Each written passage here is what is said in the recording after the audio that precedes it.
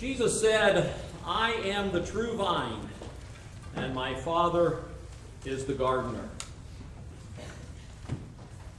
Remain in me as I also remain in you. No branch can bear fruit of itself, it must remain in the vine. Neither can you bear fruit unless you remain in me." Jesus said, "I am the vine, you are the branches. If you remain in me and I in you, you will bear much fruit. This is to my Father's glory that you bear much fruit, showing yourselves to be my disciples." Jesus said, "I have told you this so that my joy may be in you and that your joy may be complete." This is our third week now looking at this passage, the vine and the branches. And today we're going to focus on the joy of being a branch. That's our part, by the way. We are the branches. He is the vine. His life flows through us in order that we might bear fruit. You know, sometimes we view faith, sometimes we view Christianity as simply duty and responsibility, drudgery. But that's not God's intent. It was in an earlier chapter in John where it uses a whole different figure to talk about our relationship with Christ. He says in John chapter 10, "I am the good shepherd." And he talks about his relationship with us as shepherd and sheep. He talks about how there's a thief in this world whose sole purpose is to steal, to kill, to destroy. But he says, "I'm not like that thief. I have come so that you might have life and have it tolerably," right? Miserably. What is it? More abundantly. Or as some translations say, so that you might have it to the full, so that you might experience all that I created you to be and to know and to do. And so it shouldn't surprise us when in the midst of this passage about the vine and the branches, Jesus said, "I've told you this so that my joy might be in you, so that you might share in the joy that I have, and that your joy might be filled up to the brim and overflowing." You say, "I don't get it." That image of a branch connected to the vine on one end, dangling fruit on the other, I just don't get the joy in that. Well, hang on. We're going to talk about that for a few minutes this morning. I think there are three different areas where we find great joy in life, where we find ultimate joy, complete joy, that relate directly to being connected to the vine on one end and dangling fruit on the other. I think God has created it within us, this longing, first of all, to be involved in something outside myself.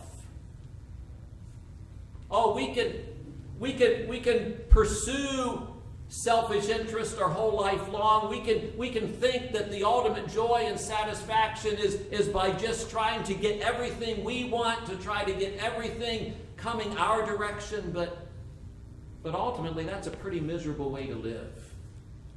God created us with this innate desire to have life flowing from us to others, to be involved in something outside of ourselves. And when we really think about it, the whole notion of fruit is not just to display for others to see.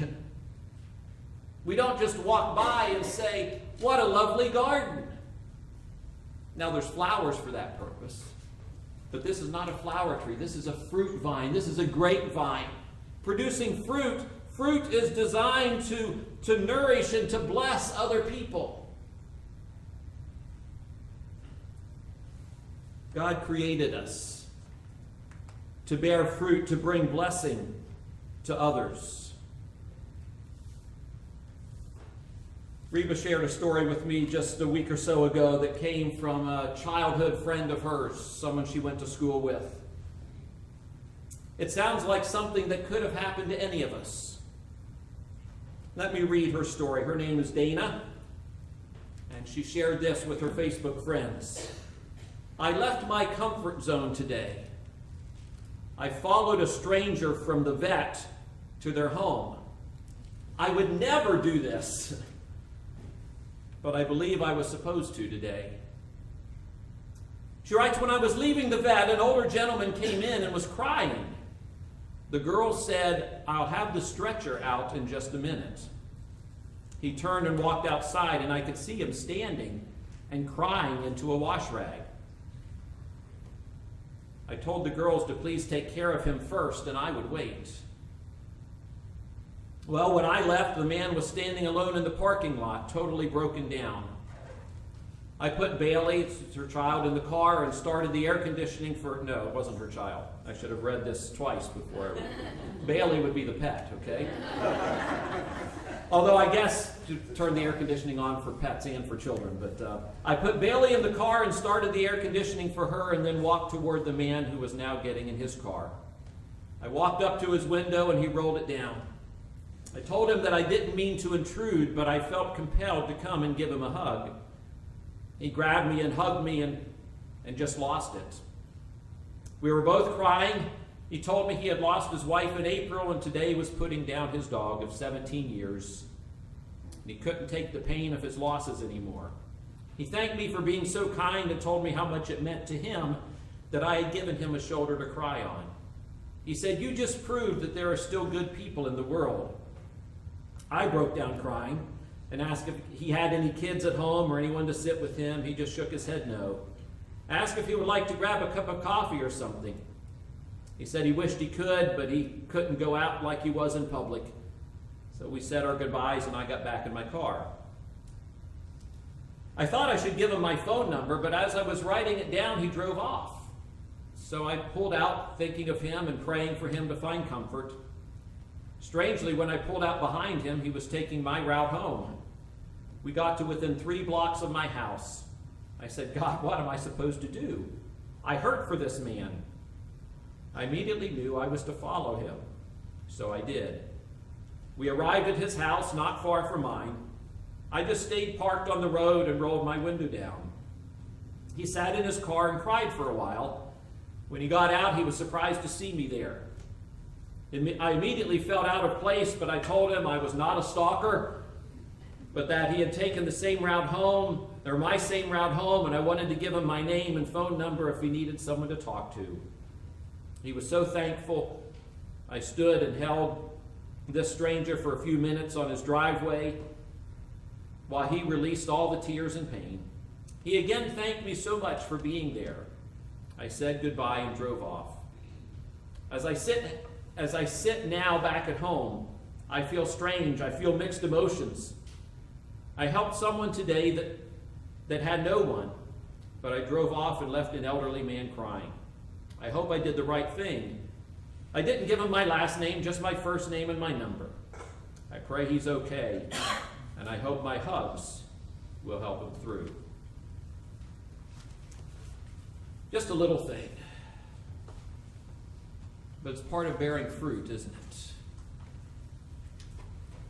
Does that sound somehow like a more rewarding life, a more joy-filled life to be able to have those kind of experiences and for God to work in and through us to bring comfort or joy or encouragement to another human being? Well, that's part of the joy. To make a difference for something, for someone outside myself. But there's another step.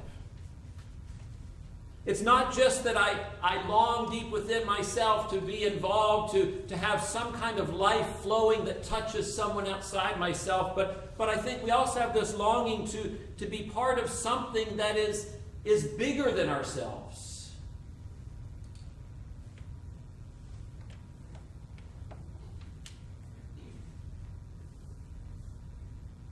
This is not a commercial as such. It actually comes with a big caveat. But our family is marginally involved. A couple of our family members have been marginally involved in a current production up at the theater. It's a musical called Working. Karis designed the set. David is in it. Others helped out a little bit. It's an interesting musical. It's not quite like My Fair Lady or The Sound of Music. The caveat is it's got a lot of really rough language. One of the caveats. But what's interesting about it is that it comes from a book that was written based on interviews with people about their jobs. And so this book, and conversely this musical, is basically people talking about their work. And it's a lot of kind of unconnected vignettes of different people's stories. Because there's not really a plot to the musical, it won't be a spoiler if I tell you the closing song. It's one that I think is particularly moving in the whole piece, because it kind of comes together, and as you've listened to the different individual parts, you discover that not everybody is just happy in their job. I know that comes as a big shock to all of you. Not everybody is happy in their job, and everyone had dreams that maybe were different than how life has turned out. But the closing song is one that I think I have the title right. It's called "See That Building" or something like that. And you've got all these different people representing all different walks of life, all different types of jobs, but they're all connecting to this skyscraper, this building, and the small part that each of them played.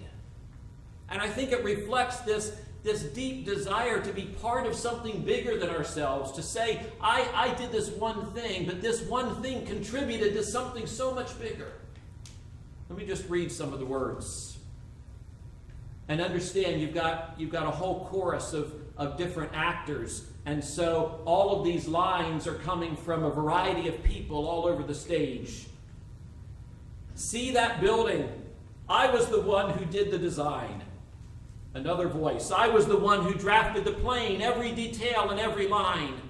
A third voice. See that building? I ran the crane that lifted the beams. Someone else. I was the guy who worked up above. Another one. Look at those bricks. Those bricks are mine. See that building? Look how my door hangs in the frame. See that building? 40 flights up, I scratched my name. See that building? I'm on the staff. I work as a guard. I clean the floors, and I clean them good. People don't know my job is hard. See that building? 5 days a week, I work at a desk. I do the books. I handle the mail. 9 on the dot, I punch my card. See that window up by the ledge? 10 from the top. See that window? Count from the left. 1, 2, 3, stop. That's where I work. Everyone should have something to point to, something to be proud of. Look what I did. See what I've done. I did the job. I was the one. Everyone should have something to point to, some way to be tall in the crowd. Proud. See that building day after day after day after day. That's where I put myself on the line. That's where I sweat to earn my pay. See that building? That's where I put food on our plates. That's where I've lived a piece of my life, where I can bring my kids and say, see that building? The lumber was cut. Decisions were made. See that building? The windows are washed. The site was surveyed. The memos are typed. The concrete was laid. The records are kept.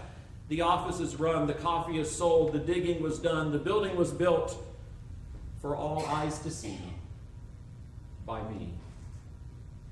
Now that can sound really egotistical, but I think it reflects something that God has created within us to be part of something bigger, for our lives to matter. That's another part of being connected to the vine, because we're not the only branch. And that vine is sending out life through all of the branches. And sometimes in ways we may not ever see that life and the fruit that's being born from our particular branch is just one part, and someone else another part, and someone else another part. And if we could only step back, we could see how all those parts relate to each other. And we would realize that we are part of something so much bigger than ourselves. There's a third area that I believe is a deep longing within us. Not only to be part of something outside of ourselves, not only something that's bigger than ourselves, but to be part of something that will continue beyond our own life. To create or to contribute to something that will last beyond my lifetime, something that will last for eternity. There's another song in the show that David sings. It's not specifically about a particular job, but again, this came from someone's interview and testimony. It's a song called Fathers and Sons. And it talks not so much about the job that he does. It talks about why he does what he does. The last part of that song, I heard a lot of songs say, "Where are you going, my son?" Now I know they're for real. Boy, you never stop to think how fast the years run and the things they steal. Now it seems I always knew why I do what things I do and things I never did. Why I worked my whole life so as I could give a better life than the one my dad could give me and give it to my kid. The song Fathers and Sons talks about a father who's working hard in a job that maybe isn't his ideal job. But he does it to provide for his family. He does it in hope that his son can have a better life. And that kind of illustrates a little bit of one of the ways that God has created us. He's created us with the ability to reproduce and to have children of our own. Children who,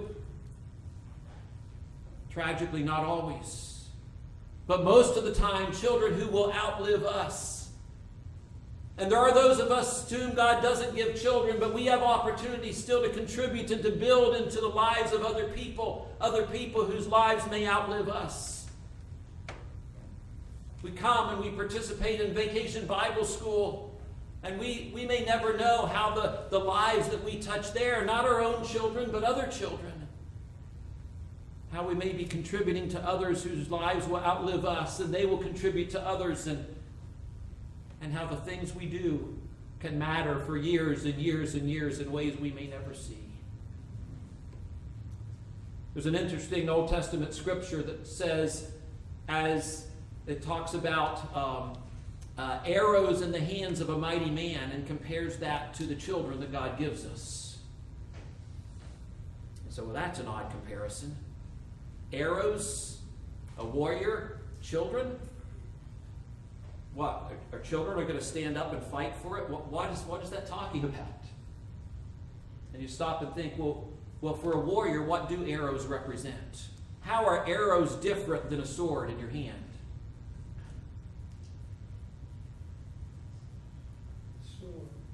Okay, they soar. They what? They go beyond your reach. I think maybe that's part of the point there. That God gives us children. God gives us new generations, whether they're our own children or others that we build into, that we contribute to in some way. The arrow extends my reach. And our children, we raise them and we see them grow, and they extend our reach. And our influence passes from generation to generation.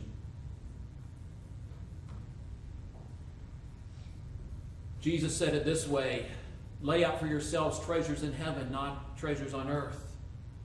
There are things that we do in our lives that can last for eternity, that can have eternal consequences, where the reach, the difference, the impact of our lives can ripple through eternity. That's all part of being connected to the vine on one end and dangling fruit on the other that benefit the lives of people around us. One more story I want to share that kind of ties all of this together and shows people just like us how we can make a difference, something outside of ourselves, something bigger than ourselves, something that lasts. And we see in this story how eventually other generations catch on. Sit back, maybe you read this as well, but start somewhere in West Tennessee, not far from Graceland. 9 women, or the 9 nanas as they prefer to be called, gather in the darkness of night.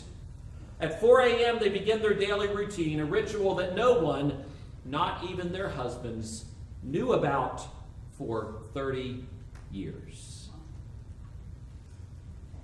Yeah, it's too long, though. Sure. No, I'm just kidding. I'll keep reading. One of us starts sifting the flour and other washing the eggs, explained Nana Mary Ellen, the appointed spokesperson for their secret society. And someone else makes sure the pans are all ready. We switched off depending on what we feel like doing that day. But you make sure to say Nana Pearl is in charge because she's the oldest, she added with a wink and a smile. Over the next 3 hours, begin at 4 in the morning, okay.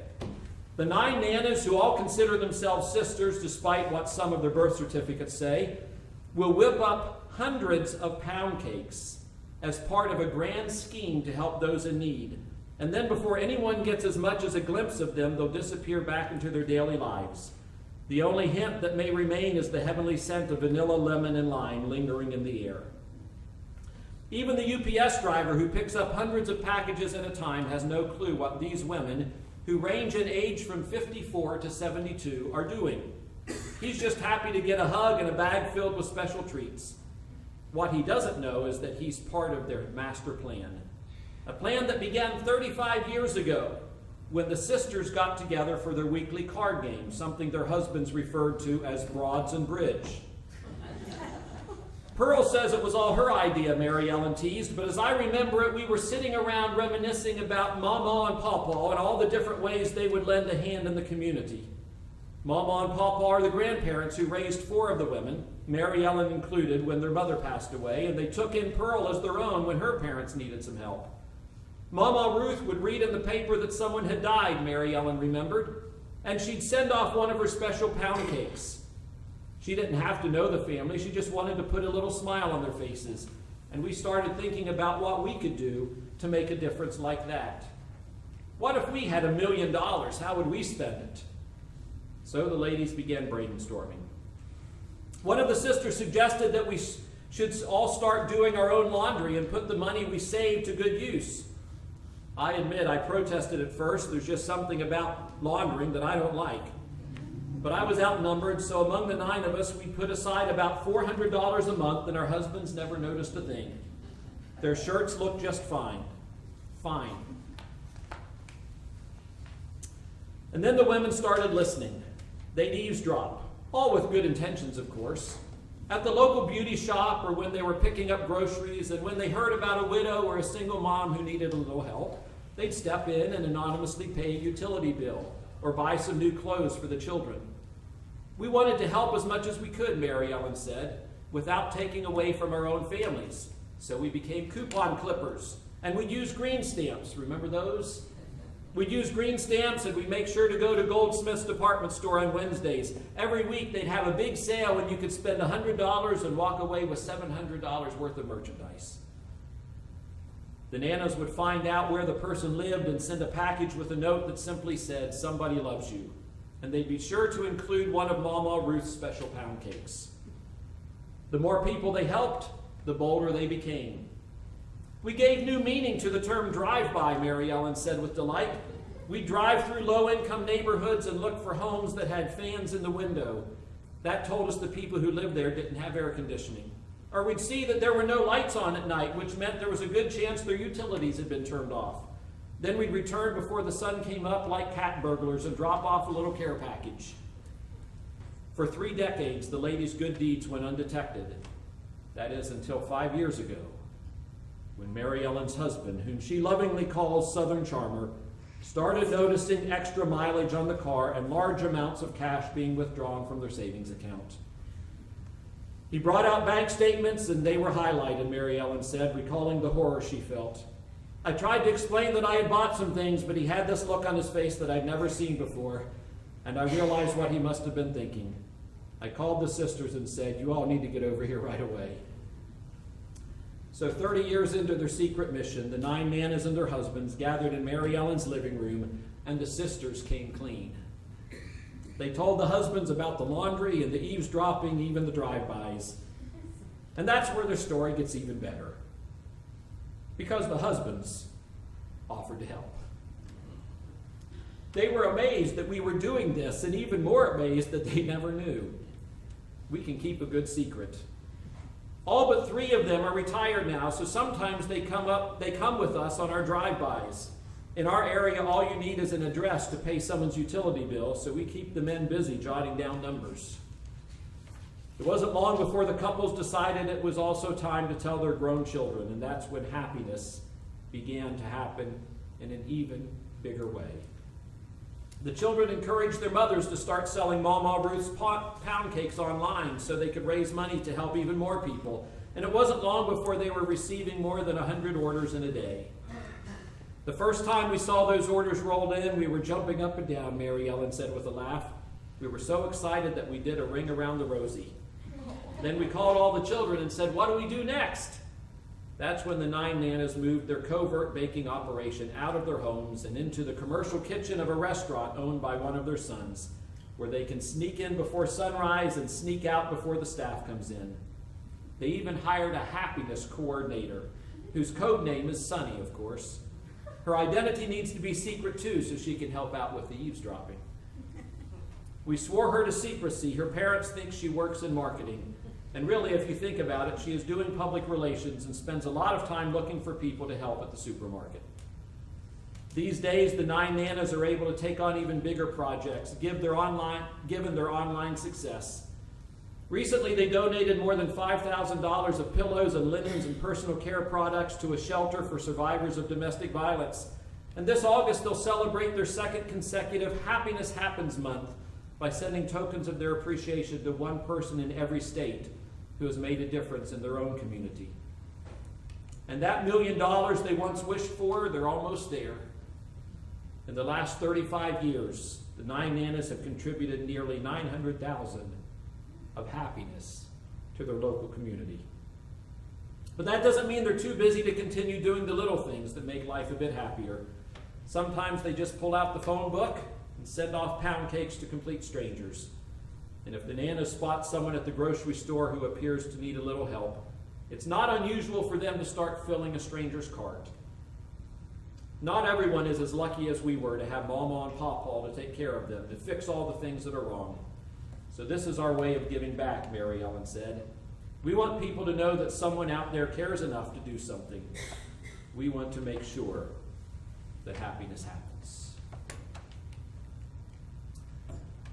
It's a long story, but how cool is that? Jesus said, I've told you this so that my joy might be in you and your joy might be complete. May God help us to make ourselves, our lives, our hearts available to Him, that His life might flow through us, that our lives might bless others.